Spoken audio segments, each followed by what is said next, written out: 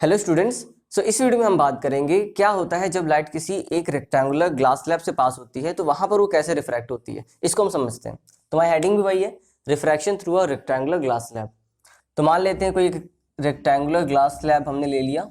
Suppose ये कोई एक रेक्टेंगुलर ग्लास स्लैब है, ठीक है। मान लेते हैं यहां से कोई रे आ रही है, ये कोई रे आई, ठीक है। आप जानते हैं ये क्या है, बाहर तो रेयर मीडियम होगा, आप एयर मान सकते हो, वैक्यूम मान सकते हो। मैंने एयर मान लिया, ठीक है। ये क्या है, ये तो ग्लास है, ठीक है। और एयर ग्लास, और ये वापस से एयर मान लेते हैं जा रही है, ठीक है, या वैक्यूम भी मान सकते हैं। तो अगर एयर से ग्लास में जा रही है मतलब रेयर से डेंसर में जा रही है तो क्या होगा, रिफ्रैक्शन होगा। और जो लाइट होगी, जो रे होगी, वो नॉर्मल की तरफ बेंड हो जाएगी। ये नॉर्मल है, ठीक है, ये आपका नॉर्मल है। तो इसको मान लेते हैं ये जानी तो चाहिए थी ऐसे, लेकिन जाएगी कैसे, ऐसे, ठीक है। समझ गए आप बात, थोड़ी सी रिफ्रैक्ट हो गई, बेंड हो गई नॉर्मल की तरफ। इस एंगल को हम मान लेते हैं ये एंगल I1 है, इंसिडेंट एंगल I1, ठीक है। और इस एंगल को हम मान लेते हैं रिफ्रैक्टेड एंगल R1, ठीक है, दिख रहा है। इसको हम क्या बोलते हैं, इंसिडेंट रे, इंसिडेंट रे। इसे क्या बोलेंगे हम, इसे हम बोलेंगे रिफ्रैक्टेड रे।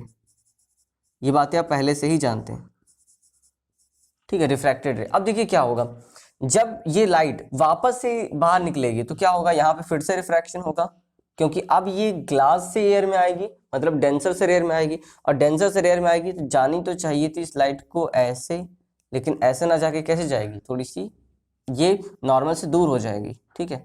तो ये कुछ ऐसे जाएगी, ठीक है, समझ गए आप बात। तो अब हम मान लेते हैं, इसको हटा देते हैं, इसका कोई काम नहीं है, ठीक है, इसको हटा देते हैं। इसको हम मान लेते हैं, ये क्या है, इसको हम I2 मान लें, क्योंकि इंसिडेंट एंगल हो जाएगा इसके लिए I2। और इसको हम क्या मान लेते हैं, इसको मान लेते हैं R2 मान लेते हैं, ठीक है, समझ गए आप बात। तो देखिए क्या होगा, अगर हम इसकी जो लाइट जिस डायरेक्शन में आ रही थी, अगर हम इसी को आगे एक्सटेंड कर दें, ठीक है, और इस लाइट को भी आगे एक्सटेंड कर दें ऐसे, ये ऐसे, ठीक है, तो आपको ये दोनों लाइन एक पैरेलल वे में मिलेंगे, ठीक है, मतलब ऐसे जाती हुई दिखेंगी। तो यहाँ पे क्या होगा, आपको एक लेटरल शिफ्ट मिलेगा या लेटरल डिस्प्लेसमेंट मिलेगा इस डिस्टेंस को, मतलब जो इसका पाथ था और ये लाइट ऐसे जाके फिर से वापस आ गई ऐसे। तो ये जो शिफ्ट मिला इसे हम बोलते हैं लेटरल शिफ्ट, इसे हम बोलते हैं लेटरल डिस्प्लेसमेंट बोल देते हैं, लेटरल डिस्प्लेसमेंट, ठीक है। ये इंसिडेंट रे है, ये रिफ्रैक्टेड रे, इसे क्या बोलते हैं, इसे हम बोलते हैं इमर्जेंट रे, क्योंकि यही रे तो बाहर निकल रही है, इमर्जेंट रे हो जाएगी, ठीक है। अब देखिए यहाँ पर क्या, कुछ पॉइंट लिख लेते हैं, जैसे मान लीजिए ए है, ये बी है, ये सी है, ठीक है, इसको आप डी बोल सकते हो, ठीक है, और इसको आप ई बोल सकते हो, कोई प्रॉब्लम नहीं है, ठीक है, समझ गए आप बात।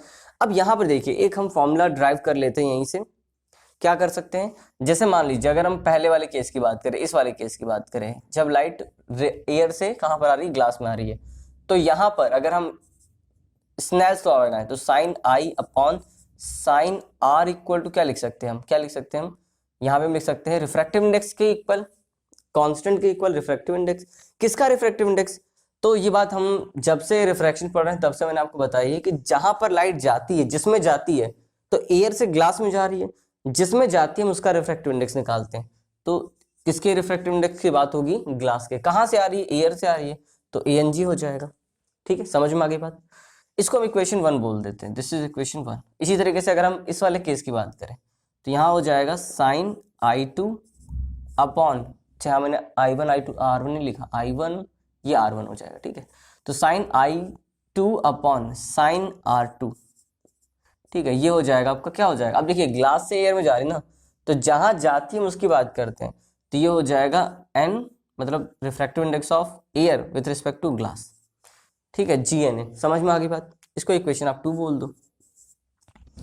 अब एक बात देखिए, अगर हम ज्योमेट्री के पॉइंट ऑफ व्यू से देखें तो ये R1 I1 के इक्वल है, तो हम यहाँ लिख लेते हैं R1 equal to, sorry R1 I2 के इक्वल है, ये R1 जो है वो किसके इक्वल है, I2 के इक्वल है। और इसी तरीके से जो I1 है वो किसके इक्वल हो जाएगा, जो I1 है वो किसके इक्वल हो जाएगा, ये R2 के इक्वल हो जाएगा, ठीक है। ये बात समझ में आ गई आपको, ठीक है। ये तो अल्टरनेट एंगल के हिसाब से हो जाएंगे, और इसी तरीके से आप इसको देखो कि उसी मीडियम वापस आई तो ये एंगल भी सेम हो जाएगा। तो यहां से हम क्या करेंगे, किसी एक इक्वेशन को ले लेते हैं फ्रॉम इक्वेशन वन।